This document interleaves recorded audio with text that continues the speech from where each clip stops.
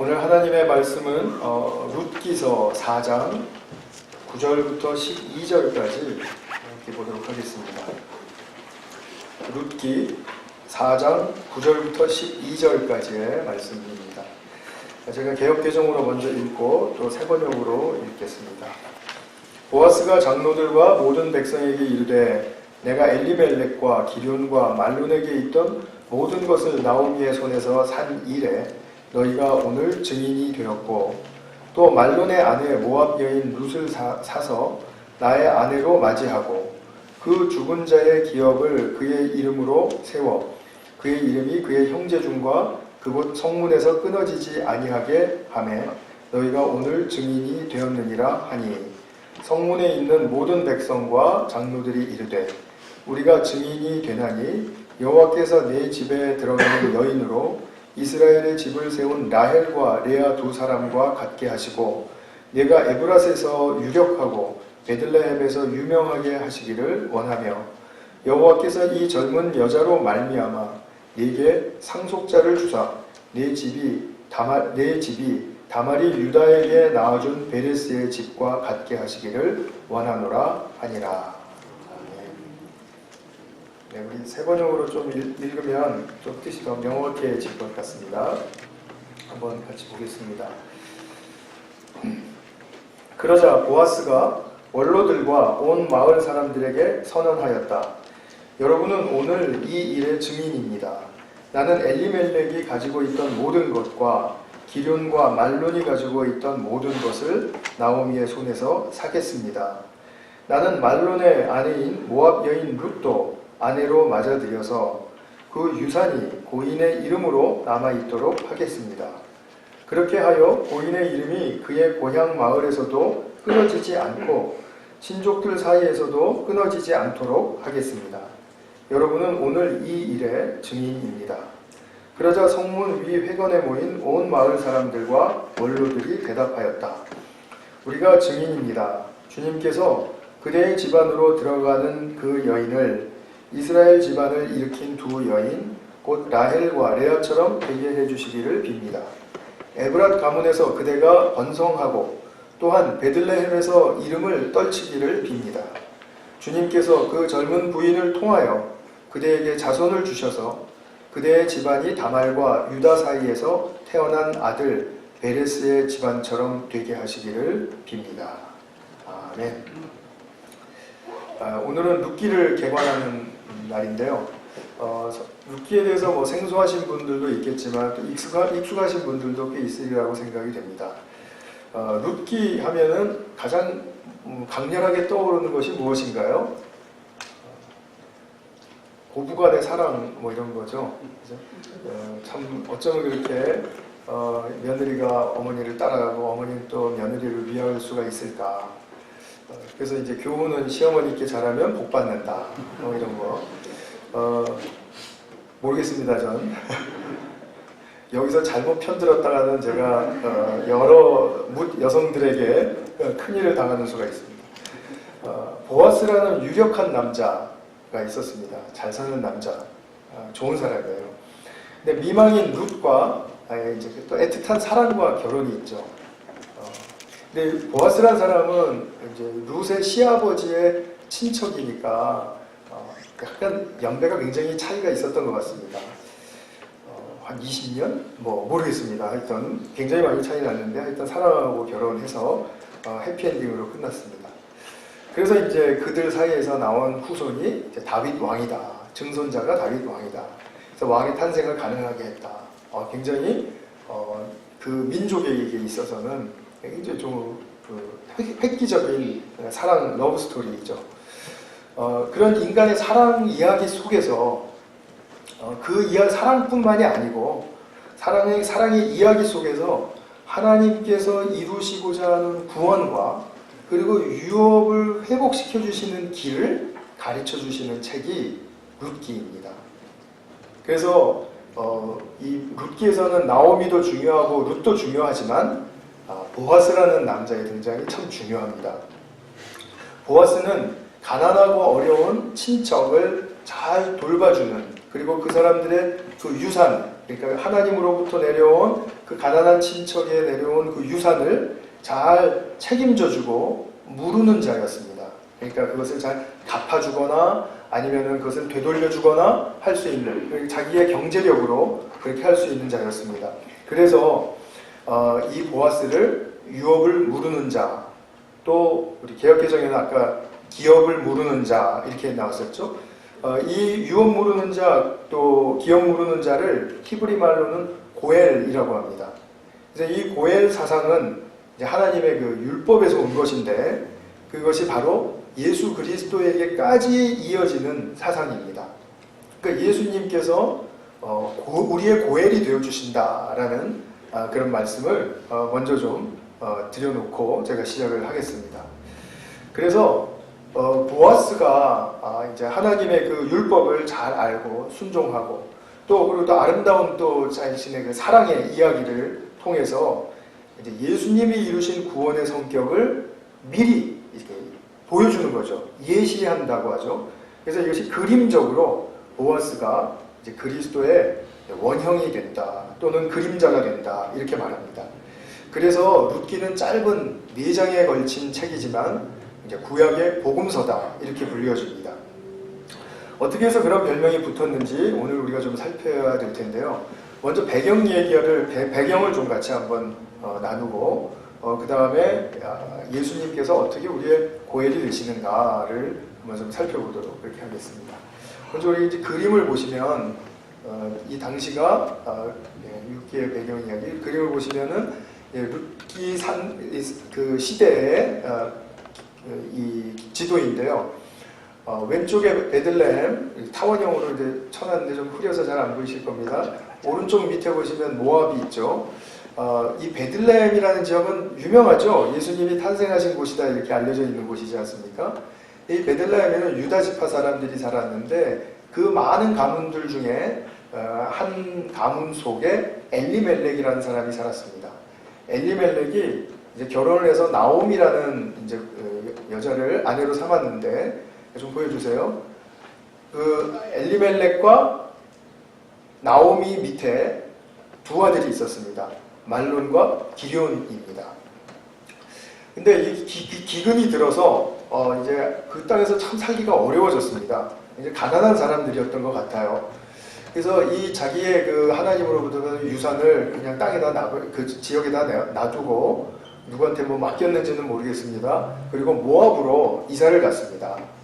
그래서 모압 쪽에서 이제 다시 이제 정착을 하게 되었는데 모압에 간지 얼마가 되는지 모르겠습니다만 그 엘리멜렉이 죽어버립니다. 그래서 나오미 혼자 남게 됩니다.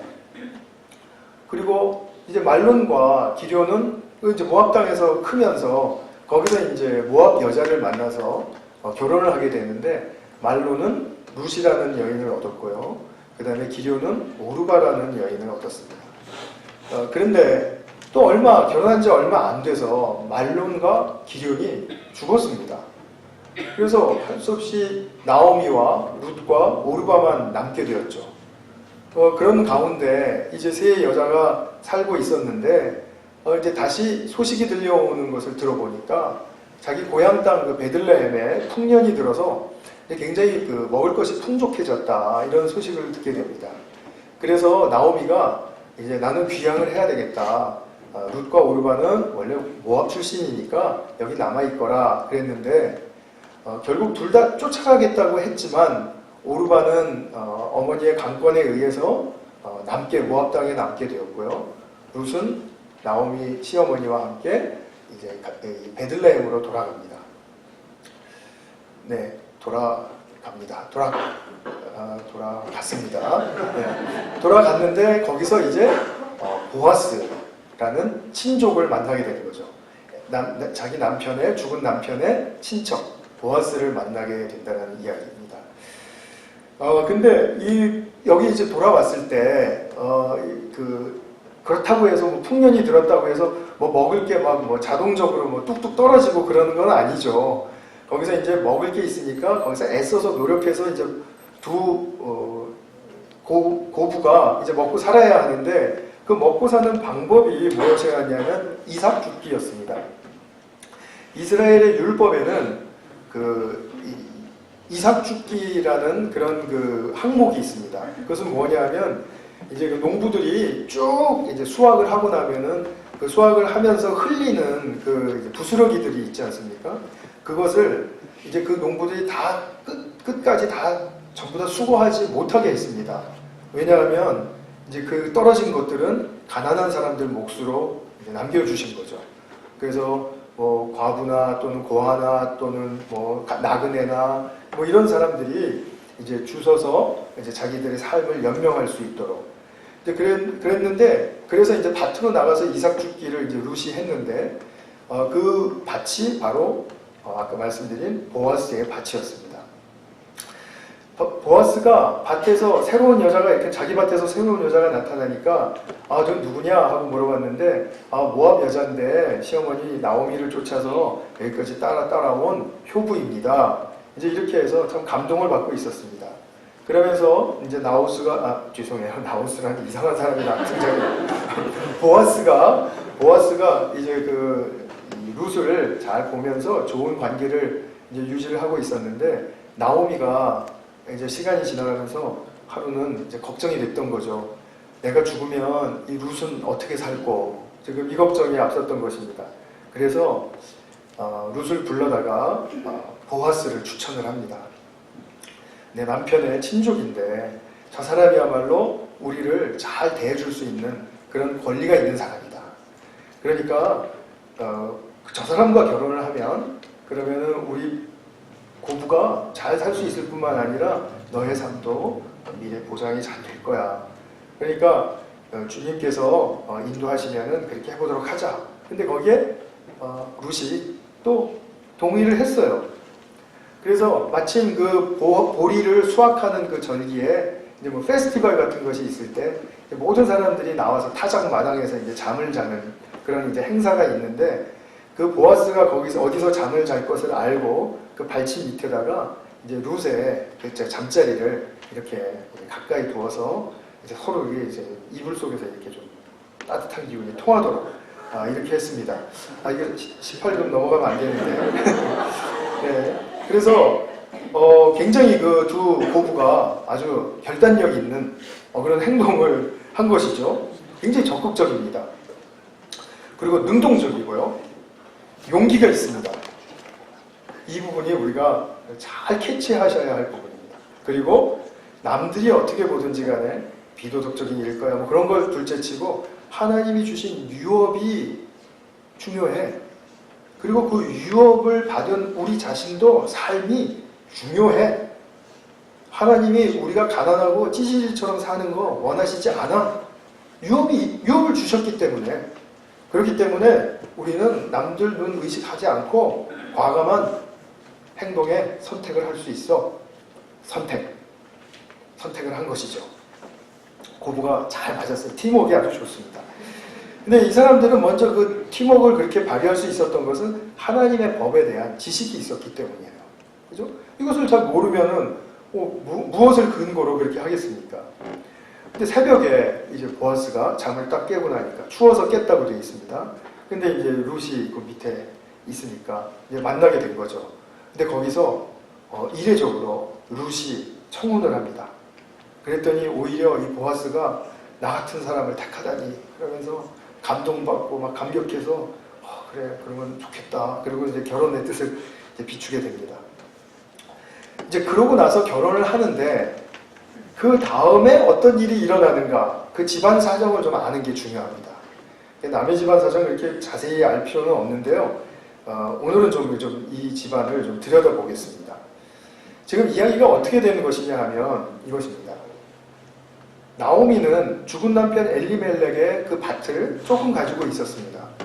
근데 이거 가지고는 생계가 유지가 안 되는 거죠.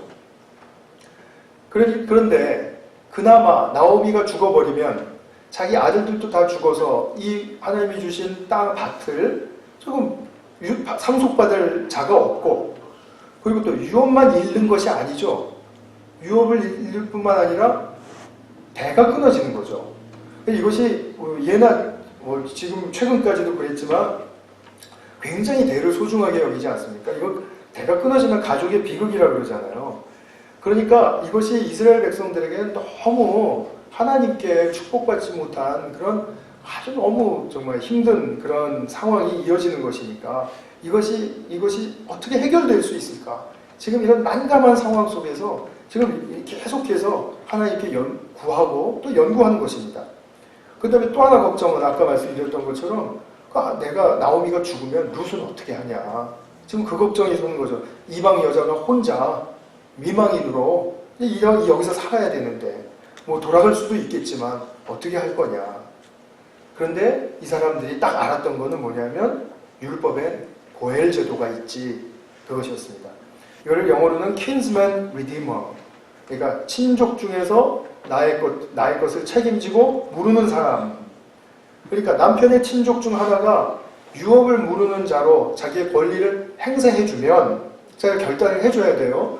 해주면 그러면 이것을 나의 유산을 잊게 해줄 수 있다 라는 거죠. 그러면 나오미의 경우에는 밭을 가지고 있었기 때문에 이 밭을 그 유업을 물으는 자 고엘에게 팝니다. 그러니까 보아스에게 팝니다. 그러면은 이 보아스는 그 땅을 사주는 것만이 아니라 이 땅의 주인이었던 나오미와 룻을 부양 책임해야 됩니다. 부양을 책임져야 됩니다. 그러니까 굉장히 나오미 쪽에서는 굉장히 큰 은혜를 받는 길이죠. 그런데 이 집에서는 여기서 이것도 또 문제가 생겼어요. 왜냐하면 이제 보아스가 사 갔는데 이 땅은 이제 다시 옛 주인에게로 돌려줘야 되는 희년 제도가 있었죠. 우리 레위기 공부하시면서 제가 그 희년 사상을 레위기의 중요한 사상으로 말씀을 드렸지 않습니까? 그 희년이 되면은 땅을 돌려줘야 되는데 땅을 돌려준들 이 집안에서는 그것을 상속받을 사람이 없는 거예요. 그렇죠? 아들들이 다 죽었으니까. 그런데 또 이스라엘 법에는 이런 게 있습니다. 이건 형제간에서 일어나는 일인데 큰 형이 결혼을 했는데 자식이 없습니다. 그리고 형이 그냥 죽었어요. 그러면은 그 둘째 되는 동생이 형수랑 결혼을 해서 그 대를 잇게 해주는 그런 제도가 있었습니다. 이것을 형사 취수혼이라고 합니다. 그러니까 형이 죽어요. 형사. 그러면 형수를 취해요. 그래서 혼이 나는 거예요. 이거 18금 넘어가지 않습니다. 이거는 율법에 다 나온 얘기입니다. 자, 그렇게 합니다. 그런데 지금 이 집에 있어서는 형제 관계가 아니지 않습니까? 그러니까 이 법이 재해석돼야 되는 거예요. 율법이. 꼭 그런 항목이 구체적으로 나와 있지 않을 때는 어떻게 합니까? 그것을 재해석을 해서 이것이 타당한가 아닌가를 결정하는 그 법원에서의 결정이 있어야 되잖아요. 이제 그런 과정을 오늘 거치면서 마지막 결론 말씀을 이제 읽으신 겁니다. 본문에서. 어쨌든 간에 지금 그러면은 고엘이 된 보아스가 나오미랑 결혼을 해줘서 나오미에게서 아들이 생기면 나오미가 죽더라도 그 아들이 나중에 이 유업을 돌려받을 수 있죠. 그죠?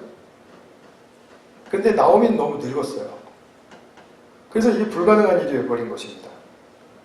그럼 남은 한 길은 무엇이죠? 다 보셨듯이 룻과의 결혼이죠. 근데 이것도 또 재해석이 필요한 거죠. 그죠? 이런 것까지 구체적으로 나와 있지는 않을 테니까요. 그런데 그러면은 룻을 결혼을 시켜서 룻이 이제 자녀를 낳으면 그러면은 유업을 나중에 이 엘리멜렉 집안으로 다시 보아스가 돌려줄 때 그 유업을 누가 받느냐? 보아스와 룻에게서 나온 아들이 상속을 받으면 되는 것입니다. 이 집안 복잡하죠? 근데 사실 알고 보면 이게 복잡하지 않습니다. 그래서 이제 두 가지 법적인 요건이 충족이 된 것입니다. 유업을 무르는 자로서의 그 땅을 사주는 그런 것으로 첫 번째 조건이 충족되었고, 두 번째로는 그 집안의 여자와 결혼을 해줌으로써 상속자가 생기게 해주는 것, 그것이 두 가지가 충족이 되었습니다. 이 집은 이제 그렇게 해야만 된 것이죠. 이루어지는 것이죠. 자, 그런 다음에 룻과 보아스가 결혼을 해서 누구를 낳냐면 오벳이라는 아들을 낳았습니다. 그러니까 오벳은 바로 이제 엘리멜렉 자기 할아버지 뻘 되죠. 할아버지 뻘 되는 그런 엘리멜렉의 유업을 이어갔습니다. 물론 혈통은 보아스의 혈통을 이어갔습니다. 그래서 일단 엘리멜렉의 유업이 그 가문에서 끊어지지 않도록 하는 그런 아주 법적인 장치가 아주 정교하게 해석되고 또 재해석되어서 이렇게 지금 딱 짜여진 것이죠. 아주 좋게 이 나오미의 집안을 통해서 보여지고 있습니다. 그럼 그 룻에서 나온 아들 오베드가 이제 이새를 낳습니다. 이새는 여러분 많이 익숙하시죠? 이새는 누구의 아버지입니까? 다윗의 아버지죠. 다윗의 아버지가 됩니다. 그러니까 하나님의 구원하시는 역사 속에서 이 중심의 혈통을 이루는 그런 그 다윗이 나오게 하는 아주 이스라엘 메시아 혈통의 가문이 된 것이죠. 이루 말할 수 없는 영광이죠. 우리야 워낙 상관이 없으니까 그런 혈통이든 말든 이렇게 생각을 하시겠지만, 그러나 정말 그 나라에서는 엄청난 축복의 영광이죠. 그리고 예수님이 오셨을 때 예수님이 누구시죠? 다윗의 자손이시죠. 메시아라는 것을 지칭할 때 다윗의 자손이라고 불렀지 않습니까? 그러니까 이 다윗의 자손 예수 그리스도까지 이어지는 그런 아주 하나님의 구원의 역사에 중심 뼈대의 혈통이 이루어지게 되는 아주 그런 일이 일어나게 됩니다. 모압 여자 룻을 통해서이죠. 하나님께서 이루시는 참 이런 귀한 그 역사는 참 우리가 알 수 없는 그런 것들이 참 많은 것 같습니다. 그래서 이것을 정리를 하면 이렇습니다. 가난하고 어려운 상황 속에 있는 친지를 돌보기 위해서 누가 필요하다? 고엘이 필요하다. 유업을 물으는 자가 필요하다. 그러면 그 사람은 다시 사주기도 하고, 다시가 아니라 사주기도 하고, 그리고 부양을 책임지고, 또는 이미 그 팔린 땅, 누구에게 팔아버렸으면은 그 땅을 자기가 사서 돌려주는 그런 역할도 하는 것이 이제 고엘이 하는 일입니다. 근데 나오미의 경우에는 아들도 다 죽어서 유업을 되받아도 이거 상속받을 수 있는 자가 없었기 때문에 이 고엘이 결혼까지 해주는 이제 그런 특별한 경우가 되었습니다. 자, 이 제도적이고 법적인 일들을, 그리고 또 결혼까지 해주는 일들을 우리가 생각하기에는 사무적으로 하기가 쉽겠다 이렇게 생각이 들지만, 오늘 룻기를 보면 어떻습니까? 이것이 굉장히 아름다운 사랑 이야기 속에서, 그죠? 사람의 사랑 이야기 속에서 펼쳐지고 있는 것이죠. 하나님께서 사람들이 사랑하고 서로 나누고 돌보고 할 때 이런 구속의 역사를 그 중심에 두시고 당신이 구원하는 방식을 보여주셨다는 것, 그것은 얼마나 우리에게 참 위로가 되고 그리고 또 힘이 되는 사건인지 모릅니다. 그러니까 인간이 사랑하는 가운데 하나님 나라의 법이 이루어지는 굉장히 아름다운 사건인 것이죠. 그러기 위해서 이 사람들에게 사랑만 필요했던 것은 아닙니다. 하나님의 법에 대한 지식이 정확하게 있어야 하고, 또 이것에 대한 적극적인 믿음과 태도, 그리고 그 법 가지고서도, 나와 있는 법 가지고서도 어렵다, 난감하다 싶지만 사실은 우리가 능동적으로 뭔가 좀 창출하는 역사, 그죠? 창조적인 그런 창조성을 가지고 능동적으로 선택하는, 그래서 룻이 과감하게 보아스의 발치 밑으로 들어가는, 그리고 청혼하는 이제 그런 선택의 일이 정말 이 구속의 일을, 또 유업을 회복하시는 일을 이루시게 되는 통로가 되었다라는 것입니다. 자, 그러면 보아스와 같은 그 고엘이 그 사람에게서 또는 이스라엘 문화 속에서만 있어서 끝나는 것이 아니라 우리 모두에게도 이러한 고엘이 계시다라는 것입니다. 그분은 바로 예수 그리스도세요. 그렇다면 전제가 반드시 성립이 되어야 되고 설득이 되어야 되겠죠? 우리에게 고엘이 되신다면 우리가 무엇을 잃어버렸다라는 말이 되어야 됩니까? 있어야 됩니까? 무엇을 잃어버린 사람입니까? 유업을 잃어버린 사람이어야 고엘이 있어야 마땅히 그것이 도움이 되고 성립이 되죠. 그럼 우리가 유업을 잃어버렸습니까? 여러분 한번 곰곰이 생각해 보십시오. 내가 유업을 잃어버린 자인가?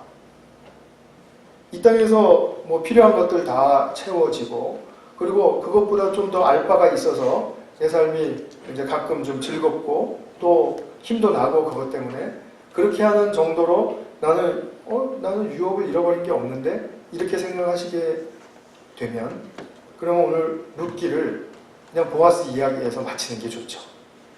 그런데 그렇지 않다는 것입니다. 우리 모두가 다 유업을 잃어버린 사람들입니다. 근데 우리가 지난주에도 보신 것처럼 여호수아와 이제 사사기를 통해서 강조했듯이 이 유업을 지키기 위해서는 무엇이 필요하다고 했죠? 이스라엘 백성들에게 말씀과 성막을 중심으로 해서 늘 하나님께 가까이 나가는 삶이 중요했다 이랬죠. 그죠? 하나님께 가까이 나가는 삶이 늘 중요했다. 그것이야말로 그들의 유업을 지키는 길이었다. 자기들이 창을 들고 방패 들고 나가서 싸우고 뭐 제도적으로 뭘 만들고 그래서 뭐 못하게 하고 하게 하고 이렇게 하는 것으로 유업을 유지하는 게 아니라, 하나님 말씀 잘 듣고 하나님께 늘 가까이 가는 태도로 삶을 살면, 그럼 그것이 유업을 지키는 길이다 이것이죠. 이스라엘 사람들은 가나안 땅을 그림적으로 유업으로 받았기 때문에 그 보이니까 쉽습니다. 근데 인류가 받은 유업이라는 것은 이 이스라엘 훨씬 이전 시대로 거슬러 올라갑니다.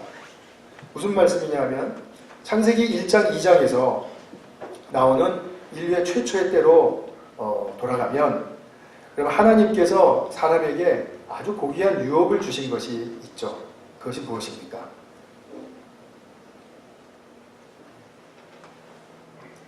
틀릴까봐 말씀 못 하시겠죠. 에덴입니다. 에덴. 그죠? 에덴 정원을 우리에게 주셨습니다. 하나님은 사람을 에덴에 두시고 심으셨다. 거기서 정착하게 하셨다. 거기서 안식하게 하셨다라는 뜻입니다. 그러니까 이것이 우리의 영원하다라기보다는 이제 살아생전에 잘 살 수 있는, 최고로 최상의 삶을 살 수 있는 그곳이다라는 거죠. 에덴에 두시고 그것을 어떻게 하라고 그러셨죠? 경작하고 또 지키라고 하셨습니다. 창세기 2장 15절의 말씀입니다. 그러면 이 아담과 하와가 이제 에덴에서 그걸 경작하고 지키면서, 또 앞서서 창세기 1장에서 말씀하신 생육하고 번성해라, 그리고 땅을 정복해라, 그리고 잘 다스려라. 물론 섬김으로 다스리는 것을 말하는 것이고, 사랑의 돌봄으로 섬기는 것을, 다스리는 것을 말하는 것이죠. 자, 그러한 삶을 살아라 라고 했습니다. 이게 하나님의 인간에게 주신 굉장히 소중한 명령이에요. 소명의 말씀입니다. 그것이 자기에게 주신 에덴을 잘 가꾸고 지키는 길이었습니다. 그러니까 인간은 하나님의 말씀을 잘 듣고 순종하고, 또 그것을 자기에게 주신 그 정원을 잘 가꾸면서 질서 있게 또 조화롭게 잘 가꾸면서 그렇게 살다 보면, 하나님이 왜 이 일을 내게 맡기셨는지를 내가 알겠다. 그러면서 하나님이 펼쳐주실 미래를 바라보고, 그러니까 비전하고, 그리고 소망을 갖게 되죠. 우리가 소망은 그냥 가만히 있는데 뚝 떨어지는 게 아닙니다. 소망은 항상 자기 주변을 하나님이 주신 유업으로 알고 잘 가꾸고 잘 지키고, 그렇게 매일매일을 살아가는 중간에 어느 때 하나님이 이 일을 왜 내게 맡기셨는지 내가 알겠다. 이런 그것을 자각하면서 그리고 미래에 대한 소망과 그리고 그 관심을 갖게 되는 것이죠. 그러니까 미래를 바라보는 사람, 비전의 사람이 거기서 되는 것이죠. 근데 창세기 3장에 보면 사탄의 뱀의 거짓말에 넘어가서 결국 에덴에서 쫓겨났죠. 쫓겨났다는 말이 무슨 말입니까? 유업을 집어넣어서 한번 말씀해 보세요. 유업을 잃어버렸다죠. 그죠? 유업을 잃었다. 자, 그러니까 자기들이 에덴을 다스릴 수 있는 그 권세를 빼앗긴 거예요. 누구에게? 자기가 말들은 뱀에게, 사탄에게. 그래서 사탄이 불법으로 이 세상을 자기 세상으로 만들어버린 거죠. 자기 거짓말이 통하게 만들어버린 거죠. 그의 거짓말은 뭡니까? 뭐든지 보면 먹음직하고 보암직하고, 그죠? 하고 싶게 만들어요. 그리고 남보다 더 빨리, 더 많이, 더 잘, 더 높이 이런 거짓말로 속여서 그래야만 자기 인생이 잘 살 수 있을 것처럼 그렇게 변질시켜 놓았습니다. 아주 교묘하고 아주 못됐죠. 그런데 문제는 뭐냐면 그 후에 인간이 에덴에서 나아간 뒤에 아무리 에덴을 갈망하고 에덴에 합당하게 살겠다라고 결단하고 해도 이제는 그 에덴으로 돌아갈 수 있는 자기 자체에 남은 힘이 없어요. 자기 스스로 할 수 없다는 말입니다. 스스로 에덴을 되찾을 수 없습니다. 도움이 없이는. 스스로 유업을 되찾을 수 없는 상태가 되어버린 것입니다. 이렇게 자기 스스로 유업을 되찾을 수 없는 상태, 또는 우리가 더 여러 가지 예를 들어서 말하면 스스로 자기 죄에서 나올 수 없는 상태, 스스로 자기의 인생을 온전하게 만들 수 없는 상태, 이 상태를 타락이라고 이야기합니다. 전적 타락이라는 말은 전적으로 스스로 불가능하다라는 뜻이에요. 그러니까 사람이 좀 못됐고, 그 다음에 또 범죄도 많이 저지르고, 그리고 그냥 막 살고, 그러면 그 사람은 타락했다 이렇게 얘기하지만 그거는 그 사람의 습관과 죄에 대한 문제이고요. 그 사람이 거기서 스스로 나올 수 없는 그 상태는 누구나 다 어떤 면으로 다 공유가 되죠. 할 수 없는 상태니까 스스로. 그러니까 그 상태를 바로 타락이라고 말한다 이거죠. 그래서 인간이 타락한 후에는 도움이 없이는 절대로 유업을 회복하는 길도 없고 죄를 극복할 수 있는 길도 없고, 그리고 자기가 아무리 온전한 사람이 되고 싶어도, 그리고 아무리 선을 행하고 도덕적으로 군자 생활을 훈련을 해도 안 되는 것입니다. 항상 우리는 이것이 잘 된다면 이쪽에서 빵꾸가 나고, 이쪽이 잘 된다면 또 이쪽이 허물어지고 하는 그런 우리의 본성적인 그런 불균형과 부조화의 삶을 우리 속에서부터 갖고 있기 때문에 그렇습니다. 그렇기 때문에 이러한 상태에 머물면 하나님이 아무리 새하늘과 새 땅에서 이러한 축복을 내려주실 것이다 라고 말씀을 많이 하셔도 그 축복의 내용에 대해서는 이쪽 귀로 들으면 이쪽 귀로 나가고 이쪽 귀로 들으면 이쪽 귀로 나가게 되어 있습니다. 새하늘과 새 땅에서의 축복의 내용들은 무엇이죠? 그거 그렇게 말씀하실 거예요. 그것은 바로 이것입니다. 하나됨, 화목의 중요성. 새하늘과 새 땅은 화목하고 하나됨을 이루는 곳입니다. 또 그 새하늘과 새 땅에서는 내 개인적인 성품도 중요하지만 성품과 성품이 만나서 이루어지는 그 관계성이 중요합니다. 하나님의 나라는 관계성 중심적입니다. 그렇기 때문에 내가 조금 부족해도 저 사람이 우리의 관계를 잘 채워서 이 관계를 좋게 만들어주면 그 두 사람 다 하나님 새하늘과 새 땅의 축복의 주인공들이 되는 것입니다. 그리고 그 부부관계라든지 아니면 또 친구 관계라든지 또 우리 교회에서 협력하는 관계라든지 누가 부족하고 누가 잘 못하고 실수하고 항상 그럴 수 있지 않습니까? 그럼에도 불구하고 하나님 나라에서 중요한 것은 내가 그것을 어떻게 잘 채워주거나 아니면 내가 그것을 어떻게 잘 도와주어서 우리의 관계가 좋게 만들어지면 그럼 그것은 새하늘과 새 땅의 축복으로 영원성을 갖게 된다라는 것입니다. 영원성. 또 무엇이 중요하냐면 그러므로 공동체적인 성품이 중요해요. 나 혼자 착하고 나 혼자 복되고 나 혼자 좋은 사람이 되고 남들은 어떻게 취급을 받든지 나는 사람들에게 이런 대우를 받아야 되고 우대를 받아야 되고 이런 게 아니라 내 속에서 나의 성품 중에 내가 개인주의적인 그런 성품을 다소 좀 뒤로 하고 관계를 좋게 만들기 위해서 내가 무엇을 애써야 할까 하는 공동체적인 성품을 길러가는 것이 굉장히 중요합니다. 그래야만 우리가 그런 모습으로 살아갈 때 소망을 향한 서로에게 격려도 줄 수 있고 서로를 섬겨줄 수도 있는 것이죠. 그러지 않으면 우리는 새하늘과 새 땅을 향한 삶이 이루어지지 않습니다, 여러분. 그렇죠? 당연하죠. 그냥 말로만 새하늘과 새 땅 그러면 그게 저절로 가게 됩니까? 성경은 절대로 그렇게 얘기하지 않습니다. 우리에게 구약과 신약을 주신 이유, 특별히 신약을 주신 이유는, 신약을 이제 우리 들어가서 배울 때 그것을 충분히 다루겠지만, 새하늘과 새 땅에 합당한 삶을 살아라입니다. 살아라. 신약의 메시지는 그것입니다. 그러니까 지금 제가 말씀드린 하나됨, 관계의 중심성, 관계적 성품의 중요성, 소망을 향한 격려와 섬김, 이런 등등의 것들, 즉 한마디로 다 말하면 사랑으로 커버되는 것이죠. 진실한 사랑으로 커버되는 것이죠. 예수님의 사랑을 배워야 될 이유가 바로 거기 있죠. 그래서 이 모든 타락의 상황에서 우리를 구출해서 유업을 다시 찾아주시는 분이 있는데, 그분이 바로 예수님이시라는 거죠. 예수님을 우리의 삶을 예수님께 비춰보면, 아, 예수님이 하나 되기 위해서 얼마나 애를 쓰셨고,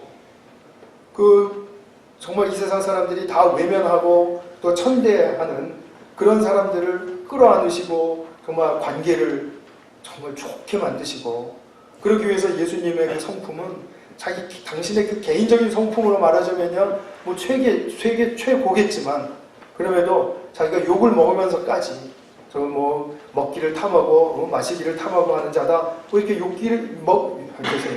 욕을 먹기를 그냥 감수하시고 그들과 함께 좋은 관계를 만들기 위해서, 하나됨의 관계를 만들기 위해서 얼마나 애쓰신 분인가, 그 관계가 얼마나 하나님 나라에서는 중요한가, 이것을 보여주신 분이지 않습니까?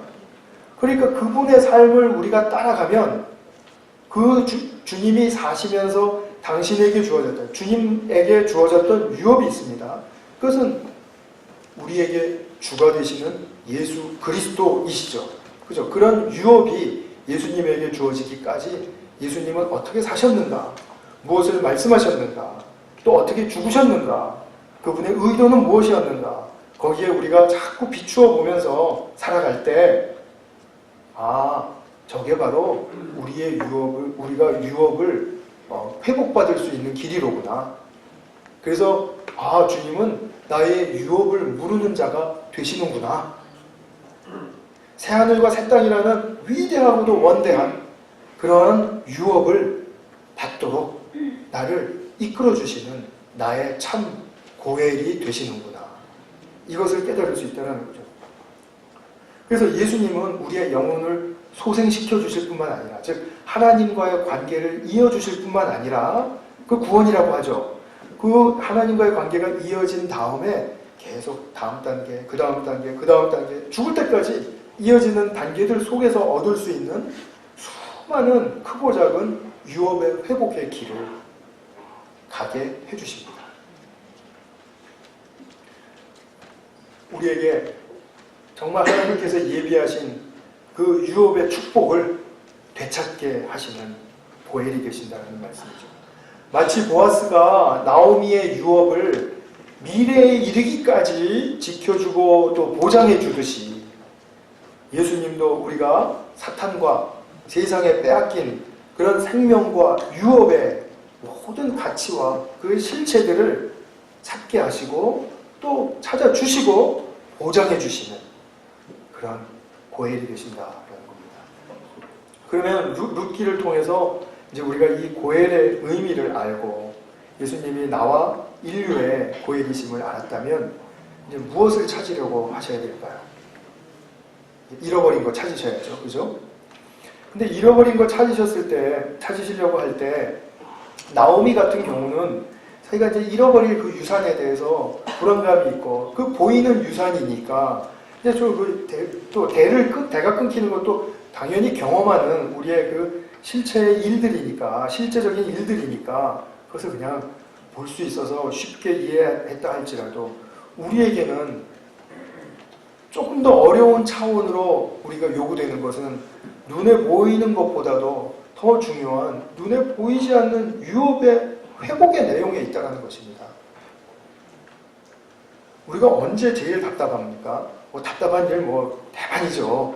태반인데 이럴 때 답답하지 않으세요? 내가 무슨 말을 하려고 했는데 잊어버린 말이 무엇인지 생각이 안 날 때. 분명히 내가 무슨 말을 하려고 했는데 생각이 안 나. 여행 준비를 다 마쳤다고 생각했는데 뭔가 빠진 것 같아요. 근데 그게 뭔지를 잘 모르겠어요. 나중에 딱 공항에 가니까 여권을 안 가져갔더라. 뭐 이런 거. 요 테니스 좋아하시고 골프 좋아하시고 하는 우리 성도님들 많으시죠? 다 잘 치고 싶으실 겁니다. 제가 다 합니다. 다 잘 치고 싶은데 무엇이 어디서 안 되었는지를 모르기 때문에 실력 향상이 점수가 잘 안 주시죠. 그러면 내가 무엇이 어디서 잘못됐는지를 알면 그러면 그 반은 간 건데, 그죠? 근데 그걸 모릅니다. 그러니까 답답하죠. 아, 이걸 알고 싶은데. 근데 그게 답이 없습니까? 답은 있습니다. 세상에는 답이 없는데 자기에게만 답이 없는 거죠.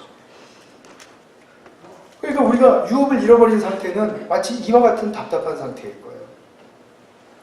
그래서 내가 인생을 잘 못 사는 건 아닌 것 같은데 뭔가 빠진 것 같고 뭔가 좀 허무하고 또 왜 좌절되지? 왜 외로워지지? 왜 화가 나지? 왜 참 싫어지지? 왜 불안해지지? 이러한 모든 증상들은 내가 어디선가 나도 모르는 잃어버린 유업이 있기 때문이에요. 우리가 무언가를 또 채워지면은 이런 제가 조금 전에 말씀드린 부정적인 그런 감정들이 싹 사라지죠. 일시적으로. 내가 원했고 내가 원했던 것에 알파가 더 더해져서 채워지면 일시적으로 그것이 나에게 흡족감을 주지 않습니까? 근데 이내 사라집니다. 그럼 우리는 그 사라진다는 의미는 뭐죠? 더 채워져야 된다는 얘기죠. 우리에게 더 채워져야 된다는 것은 이제 세상에 눈에 보이는 걸로만 채워서, 물론 그것도 중요합니다. 채워지는 것도 중요한데 우리는 새하늘과 새 땅에 대한 유업을 약속받은 사람들이라 이것이죠. 그러니까 새하늘과 새 땅에 속한 것이 무엇인지를 알아야 하고 그것이 무엇인지를 알 때 내가 잃어버린 것이 무엇이구나 알 수 있죠. 내가 지금 하나 되려고 하는 노력이 없구나 한 것이죠. 내가 지금 관계적 성품의 형성에 있어서 전혀 지금 감지하지 못하고 인식하지 못하고 애를 쓰지 않고 있구나. 그것이죠.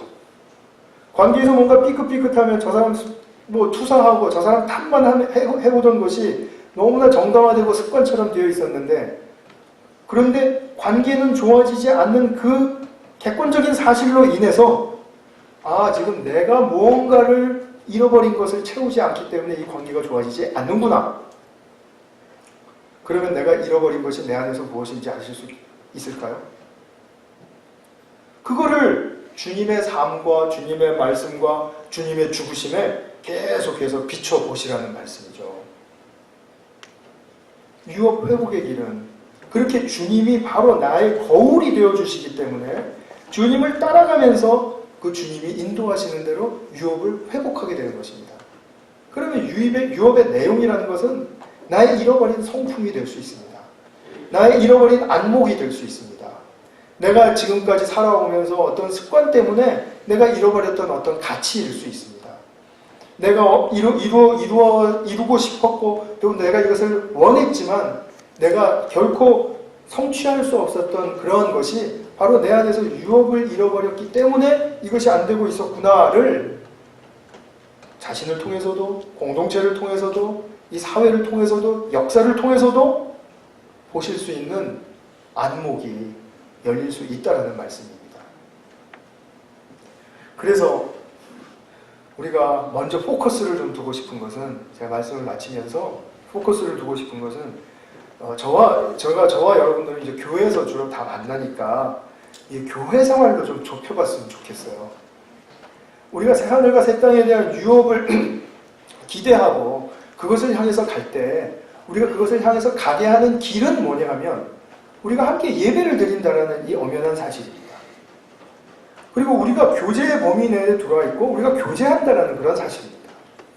우리가 말씀을 함께 읽고 함께 나누고 그리고 또 봉사하고 또 식사도 뭐 같이 준비하며 또 그것을 먹으면서 또 감사해야 하고 하는 그런 공동체 생활을 통해서 우리가 무언가 허전하고 무언가 안 되는 것 같고 무언가 싫어지고 하는 그런 일이 있을 때 바로 예수님께 딱 우리가 거울을 삼고 비추어 보면 내가 성령께서 주셔야만 하는 일이죠.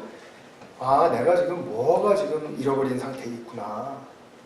나에겐 지금 마음의 여유를 잃어버린 상태에 있구나.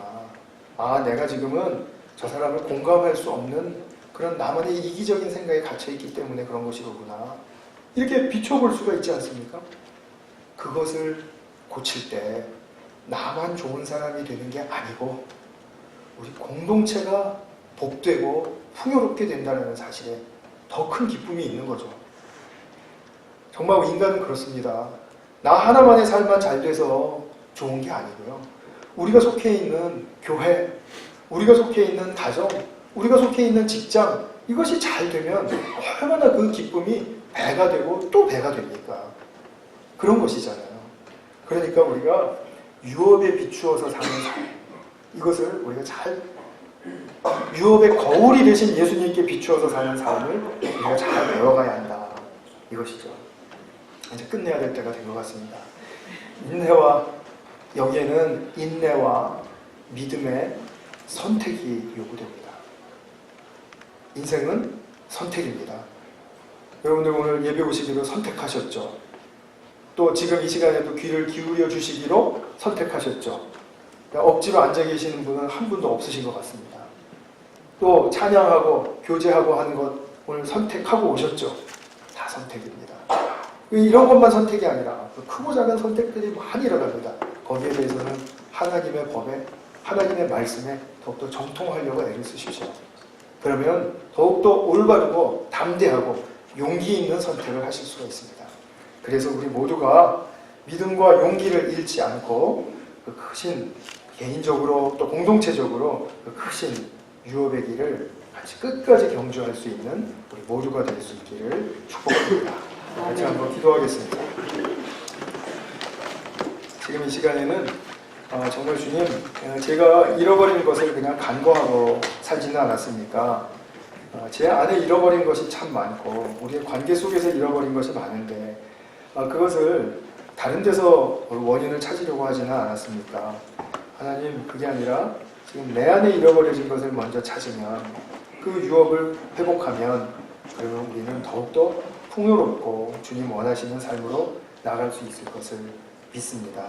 우리 그런 믿음을 가지고 우리 같이 한번 기도하는 시간을 갖겠습니다. 하나님 아버지, 우리는 참으로 에덴을 잃어버리고 그 에덴에 정말 부어졌던 이런 많은 축복의 실체들을 놓쳐버렸습니다. 그리고 우리는 스스로 우리를 돌아갈 수가 없어서 늘 허무함도 느끼고 피곤함도 느끼고 또 미움도 느끼고 또 좌절도 느끼고 또 우리에게는 그러한 것들로 말미암아 삶이 더욱더 지쳐가는 그런 삶의 현장을 우리가 때때로 체험하곤 합니다.